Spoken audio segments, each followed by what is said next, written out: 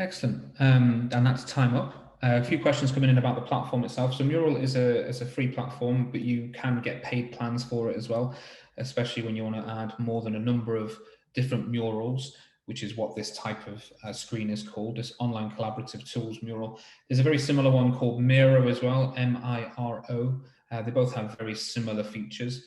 The reason why I tend to use Mural is there's a lot of my clients tend to find Mural is easy accessible. They're very similar kind of tools. But again, I'll put all the links into the board so you can get access to that. So that just answers a couple of those questions. Then one from Krista and one from Nazat as well. So if I come into this view then, so we're looking at your ways of working. So we have a number of these in here. I'll just bring the screen up so everyone can see.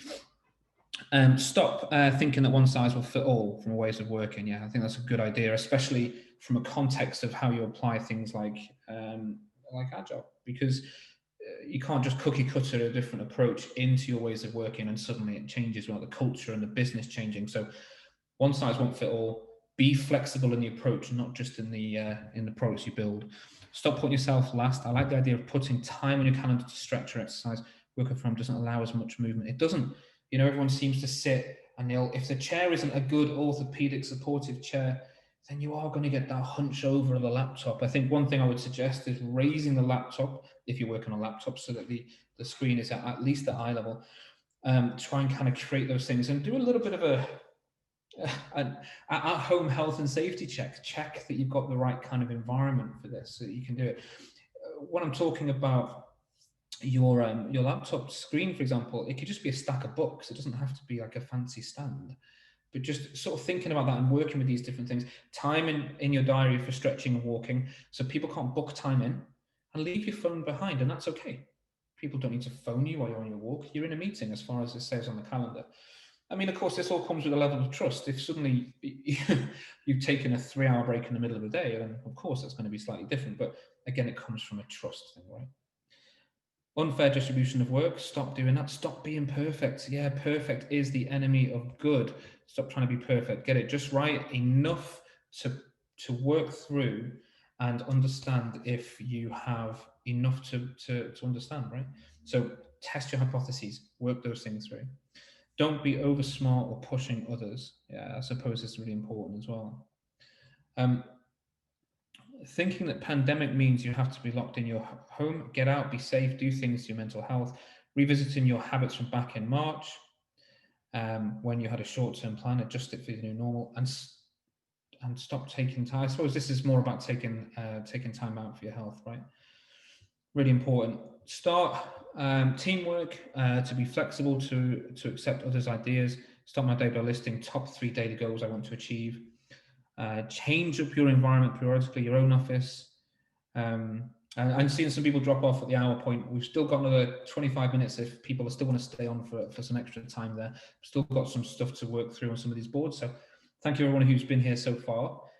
As we see you drop off, we'll be sharing the recording anyway at a later point in time.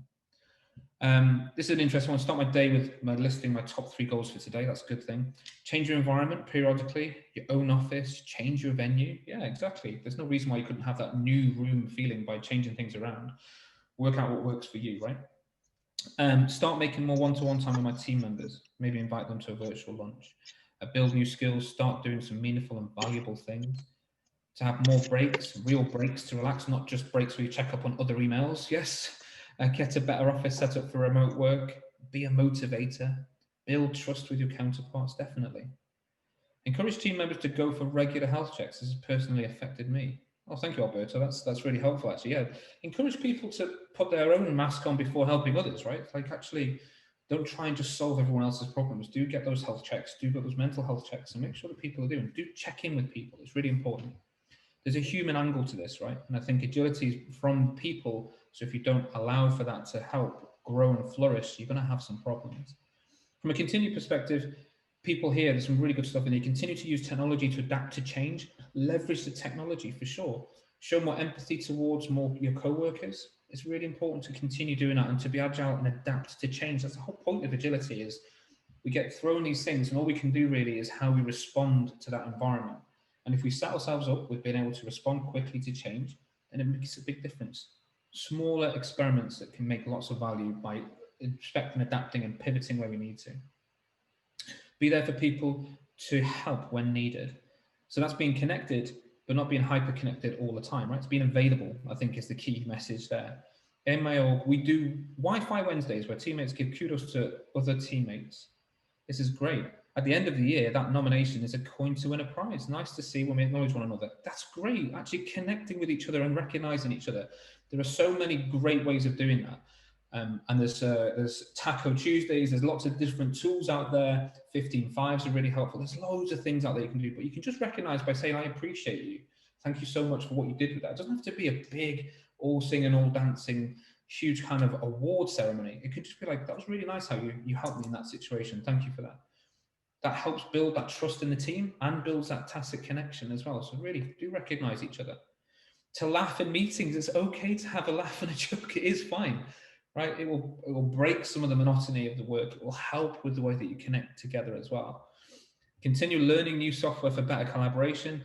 Mural is a good tool to play with. It's not the only one out there, but there are great whiteboarding tools out there which can help for this. Perseverance. Ah, what a nice one. I think it is continue to persevere. Things will get better. There will be a new normal, whether this is something similar to what we have now or something else, but it is important to persevere. Do connect with each other though.